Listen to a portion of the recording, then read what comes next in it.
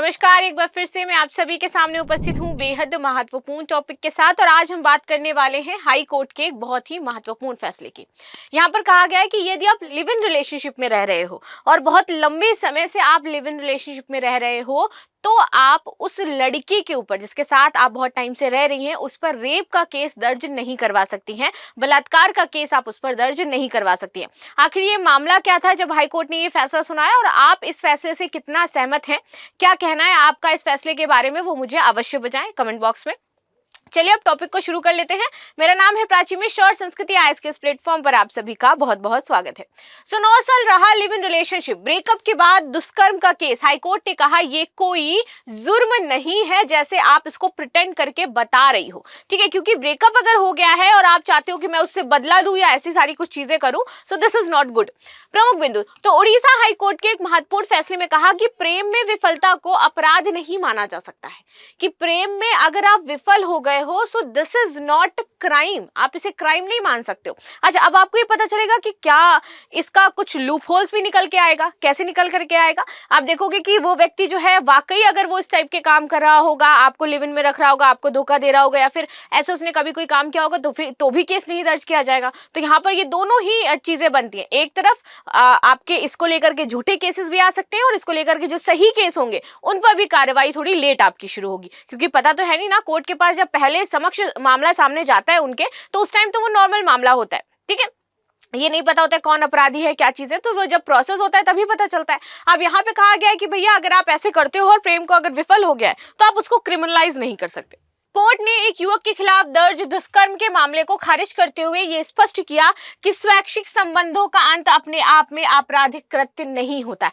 अब ये स्टेटमेंट सही है, क्योंकि अभी तक तो ये लग रहा था कि यार ये तो गलत हो जाएगा अगर इस स्टेटमेंट से हम चलेंगे तो, लेकिन यहाँ पे क्या बोला गया? स्वैच्छिक संबंधों का अंत अपने आप में आपराधिक कृत्य नहीं माना जाएगा अगर स्वैच्छिक तरीके से यह समाप्त किया गया है और उसके पश्चात, हाँ, अगर वो आपके साथ रहते हुए चीट कर रहा है आपको, या फिर आप देखिए कि कहीं और इन्वॉल्वमेंट है, तो आप जरूर केस दर्ज करवा सकते हो।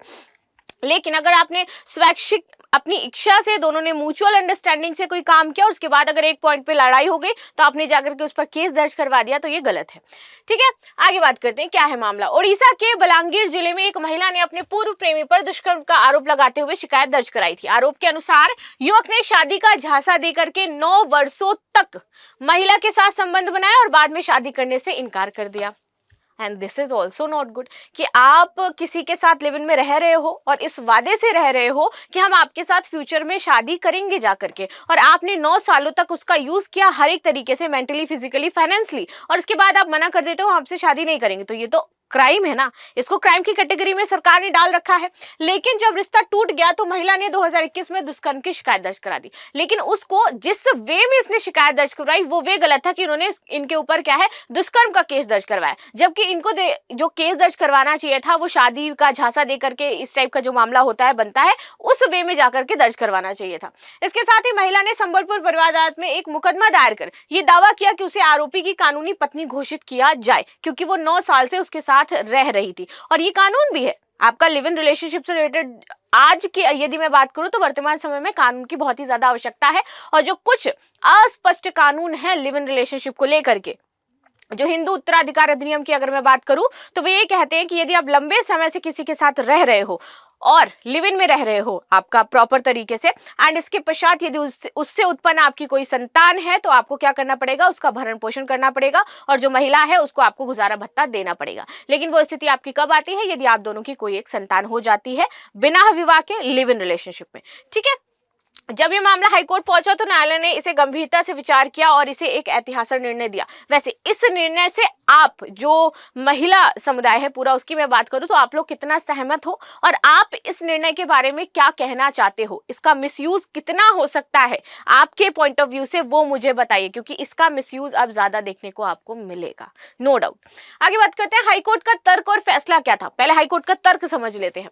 हाईकोर्ट ने स्पष्ट रूप से कहा कि दोनों वयस्क अपनी मर्जी से 2012 से संपर्क में आए थे, अपने भविष्य की रूपरेखा तय करने और अपने निर्णय खुद लेने में ये सक्षम थे।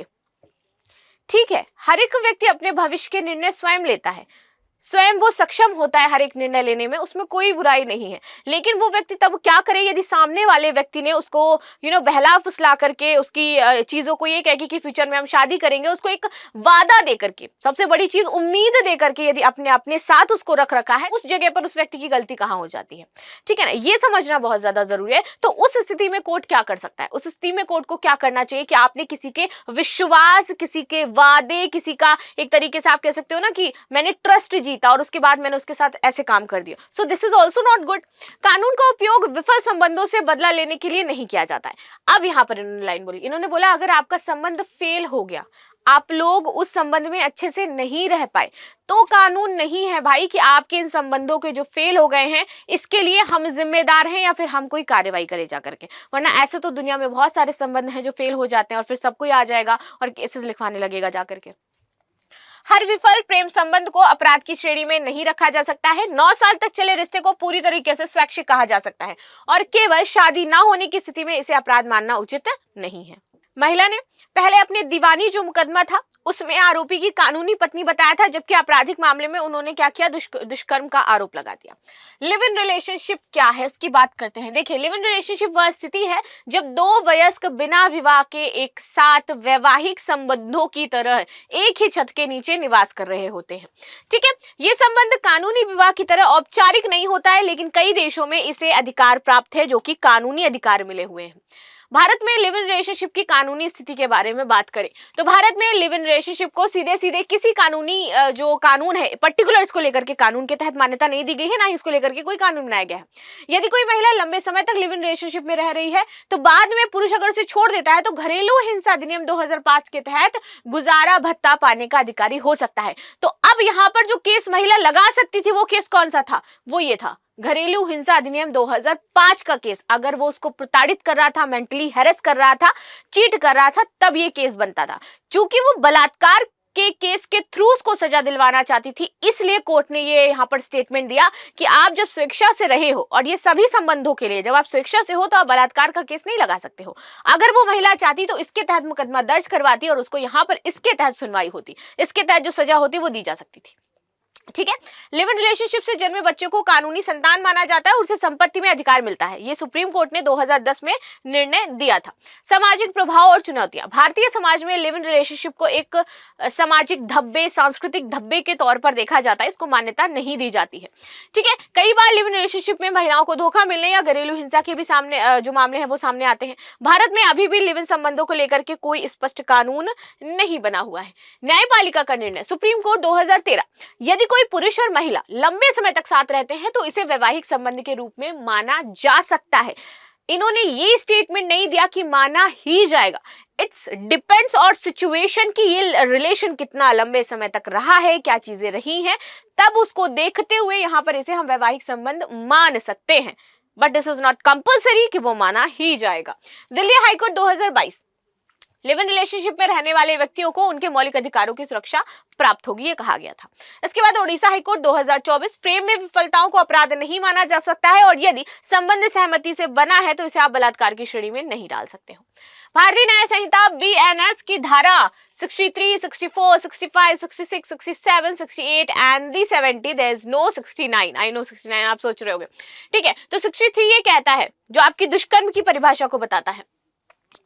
भारतीय न्याय संहिता BNS की धारा 63 में दुष्कर्म की परिभाषा दी गई है, जिसमें स्पष्ट किया गया है कि यदि किसी महिला की सहमति के बिना या डर, धमकी, धोखे या बलपूर्वक उसके साथ शारीरिक संबंध बनाए जाते हैं तो हम उन्हें दुष्कर्म मानेंगे। BNS की धारा 64, 65, 66, 67, 68 और 70 दुष्कर्म के लिए सजा का प्रावधान करती है, जो कि है अगर उसे हम दोषी पाते हैं तो मिनिमम 10 वर्ष की सजा है और आजीवन कारावास है वो हो सकता है।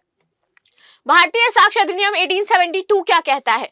धारा 114A है आपकी, सहमति का महत्व यहाँ पर बताया गया कि क्या होती है सहमति, किसे माना जाएगा कि ये संबंध सहमति से स्थापित किए गए थे, कैसे पता चलेगा, हाउ वी कैन डिस्क्राइब। तो इस धारा के तहत यदि एक महिला दावा करती है कि उसके साथ जबरदस्ती शारीरिक संबंध बनाए गए हैं तो आरोपी को ये साबित करना होगा कि संबंध सहमति से बने हैं। जबरदस्ती नहीं बनाए गए हैं। यदि ये संबंध कई वर्षों तक चला आ रहा है और दोनों पक्षों ने अपनी इच्छा से इसे बनाए रखा है तो ये सहमति से बने संबंधों के रूप में देखा जाएगा, क्योंकि जबरदस्ती इंसान एक बार आपके साथ कर सकता है। मैक्स टू मैक्स मैं मान के चलूंगी वो 2 से 3 बार जबरदस्ती करेगा अगर आप बहुत ज्यादा डरे सहमे हो। लेकिन अगर इसके बाद चीजें कंटिन्यू हो रही हैं तो शायद ये माना जा सकता है कि आपकी इसमें सहमति होगी। ठीक है। अनुबंध अधिनियम 1872 क्या कहता है? यदि किसी पुरुष ने केवल शारीरिक संबंध बनाने के इरादे से किसी महिला से झूठा विवाह का वादा किया और बाद में शादी से इनकार कर दिया तो इसे धोखाधड़ी माना जा सकता है। लेकिन यदि दोनों पक्षों ने कई वर्षों तक सहमति से संबंध बनाए रखा है और फिर रिश्ता समाप्त हो गया तो इसे धोखाधड़ी नहीं माना जाएगा। आपराधिक प्रक्रिया संहिता CRPC 1973 आखिर कहती क्या है? झूठे मुकदमों को खारिज करने का अधिकार देती है यहाँ पर। और कैसे झूठे मुकदमे? धारा 482 के तहत आएंगे ये झूठे मुकदमे, समझते हैं। इस धारा के तहत हाईकोर्ट को यह अधिकार प्राप्त है कि यदि कोई मामला झूठा है, दुर्भावनापूर्ण है या फिर प्रतिशोध की भावना, यहाँ पर उस लड़की की भावना क्या होगी जो किसी के साथ 9 साल रही और उसने उसे छोड़ दिया या फिर चीजें नहीं बनी, तो आपके मन में होता है कि इस इंसान से जो शोध है, प्रतिशोध जिसे हम कहते हैं कि लेना चाहिए, हमें बदला लेना चाहिए, बदले की भावना होती है उस समय। और लगता है कि नहीं, उस टाइम माइंड में होता है कि हम अपने हक की लड़ाई लड़ रहे हैं यार, हम आपके साथ इतने समय तक रहे हैं। बट जब इस टाइप की सिचुएशन आए, ऑलवेज रिमेंबर, चाहे आप स्टूडेंट हैं, आपके कभी किसी ना किसी के साथ संबंध रहे होंगे, आपका कभी ना कभी किसी के साथ संबंध टूटा भी होगा और कई बार आपने संबंधों को बचाने का बहुत ज्यादा प्रयास भी किया होगा। एंड दैट सिचुएशन, जब आपको ये लगे कि नहीं, इस संबंध में मैं ही पीछे भाग रहा हूं या मैं ही हर एक काम कर रहा हूं, all efforts are given by me, और हर जगह मैं उस इंसान के पीछे पीछे भाग रहा हूं, उस स्थिति में आपको रुक जाना चाहिए और चीजों को ऐसे ही छोड़ देना चाहिए। आपको पीछे नहीं भागना है किसी के, बिकॉज इट्स योर वैल्यू। अगर मैं, क्योंकि ये आपके मेंटल प्रेशर जो है उसको बहुत ज्यादा बढ़ा देती है, आप परेशान फील करते हो, आपके जो फोकस्ड एरिया है वो आपसे हट जाते हैं। अगर आप इस सिचुएशन में हैं, आपके फोकस्ड एरिया क्या हुए? आपकी पढ़ाई, दिस इज वेरी इंपॉर्टेंट, जिसके लिए आप यहाँ आए हो। सेकेंड मोस्ट इंपॉर्टेंट चीज आपकी लाइफ में क्या है? Your family. लेकिन प्रायोरिटी में क्या होनी चाहिए हमेशा? आपका मेंटल स्टेटस, आपकी हेल्थ प्रायोरिटी में होनी चाहिए। यानी कि आप हमेशा अपने सेंटर ऑफ अट्रैक्शन होने चाहिए, ना कि किसी और को अपना सेंटर ऑफ अट्रैक्शन आपको बना करके रखना है, वरना आप उसी के चारों ओर घूमते रहोगे और आप परेशान हो जाओगे। You are going to be puzzle. तो चीजों को आपको छोड़ देना है वहां पे, ताकि आप अपना मेंटल पीस जो है वो बना के रखें, क्योंकि आप प्रतिशोध लेकर के कुछ आपको मिलने वाला है नहीं, हासिल होने वाला नहीं है, तब भी वो इंसान आपके पास वापस लौट करके नहीं आने वाला है। तो अपने माइंड में हमेशा रखिए कि वो वैसे भी वापस नहीं आएगा, तो मैं ये जो एनर्जी अपने अंदर से नेगेटिव जनरेट कर रहा हूं वो मेरे लिए हार्मफुल होगी, ना कि सामने वाले इंसान के लिए। सो लेट देम गो, जो भी जा रहा है, बिकॉज आपके लिए आप बहुत इंपॉर्टेंट हो। सेकेंड, आपकी पढ़ाई इंपॉर्टेंट है, जो आपका एम हो जाता है, और इन सारी चीजों की वजह से आपके एम बहुत ज्यादा पीछे हो जाते हैं। और कई बार जो एफर्ट्स आपको अपने एम्स में डालने चाहिए, आपने किसी इंसान में इतने डाल दिए होते हैं कि आप फिर उसके बाद वो सारे काम, एफर्ट्स दोबारा से नहीं कर सकते हो, नहीं डाल सकते हो, और आप अपने आप को बहुत खाली पाते हो, डिप्रेशन और ये सारी चीजें होती हैं। सो इसलिए मैं आपको बता रही हूँ कि आपको इस तरीके से चीजों को हैंडल करना चाहिए जब भी ऐसी सिचुएशन आए। So let them go always. ठीक है। ओडिशा हाईकोर्ट ने इसी धारा का उपयोग करते हुए जो मुकदमा था इसको खारिज किया है। सुप्रीम कोर्ट और हाईकोर्ट के महत्वपूर्ण निर्णय की बात करते हैं। सुप्रीम कोर्ट का फैसला प्रकाश कुमार बनाम दिल्ली राज्य, जहां पर यह बताया गया था कि यदि कोई सहमति से संबंध बनाता है और केवल विवाह न होने की स्थिति में महिला ने दुष्कर्म का मामला दर्ज करा दिया है तो इसे अपराध नहीं माना जा सकता है। कोर्ट ने कहा कि विवाह की विफलता को आपराधिक कृत्य की श्रेणी में नहीं रखा जाएगा। दिल्ली हाईकोर्ट 2021 का फैसला ये कहता है कि यदि एक महिला और पुरुष लंबे समय तक लिव इन में रहते हैं तो बाद में वे शादी न होने पर इसे दुष्कर्म नहीं मानेंगे। बॉम्बे हाईकोर्ट 2019 ने सबसे पहले फैसला सुनाया कि एक पुरुष पर शादी का झांसा देकर के शारीरिक संबंध बनाने का आरोप लगाया, लेकिन जांच में पाया गया कि दोनों कई वर्षों तक सहमति से साथ में रह रहे थे। अदालत ने कहा कि ये केवल प्रेम संबंध की विफलता है, ना कि अपराध है। राष्ट्रीय अपराध रिकॉर्ड ब्यूरो की रिपोर्ट क्या कहती है कि हर साल कितने ऐसे फेक केसेस जो है दर्ज किए जाते हैं और इन्हीं के बीच कई रियल केसेस जो है वो अपना दम तोड़ देते हैं। ठीक है, चलिए बात करते हैं। तो एनसीआरबी ने 2021 में एक रिपोर्ट पेश करी और इसमें देखा गया कि देश भर में कितने दुष्कर्म के मामले आए हैं। तो उसमें से लगभग 30% मामलों में जो चीजें थी, मेंशन थी, वो ये था कि शादी का वादा पूरा ना करने के आधार पर आरोप लगाए गए थे। इसमें कई मामले बाद में झूठे और मनगढ़ंत पाए गए। कई बार ये देखा गया कि रिश्ते टूटने के बाद व्यक्तिगत बदला लेने की भावना से ये काम किया गया है। आगे देखते हैं, महिलाओं के अधिकार बनाम झूठे आरोपों से सुरक्षा का ये पुरुषों के लिए, जब पुरुष कहते हैं ना कि हमें तो कोई अधिकार ही नहीं मिले हैं, दिस इज योर ऑल्स, ये आप सभी के अधिकार हो जाते हैं। सो महिला सुरक्षा कानून का उद्देश्य दुष्कर्म पीड़ितों को न्याय दिलाना, लेकिन झूठे मामले में पुरुषों को बचाना भी जरूरी है। सुप्रीम कोर्ट ने कहा कि झूठे दुष्कर्म के मामले में वास्तविक जो पीड़ित हैं उनको जो राहत है वो मिलनी चाहिए, जो न्याय की बाधा है वो उत्पन्न नहीं होनी चाहिए, तो उसको हमें देखना पड़ेगा। लास्ट में we have a question which is what कि उच्च न्यायालय ने इस फैसले को किस धारा के तहत रद्द कर दिया ये मामला? धारा 376, 90, 482 और 304। सो आप सभी कमेंट में मुझे आंसर जरूर दीजिएगा, आपके पक्ष क्या हो जाते हैं इस मामले को लेकर के, विपक्ष अगर हैं आप, विपक्षी हो जाते हैं तो वो बता दीजिएगा कि क्यों आप इस फैसले से सहमत नहीं हैं, इसके क्या प्रोज एंड कॉन्स हो सकते हैं। मिलते हैं नेक्स्ट क्लास में, तब तक के लिए धन्यवाद। लाइक शेयर सब्सक्राइब करना बिल्कुल भी ना भूलें and thank you so much.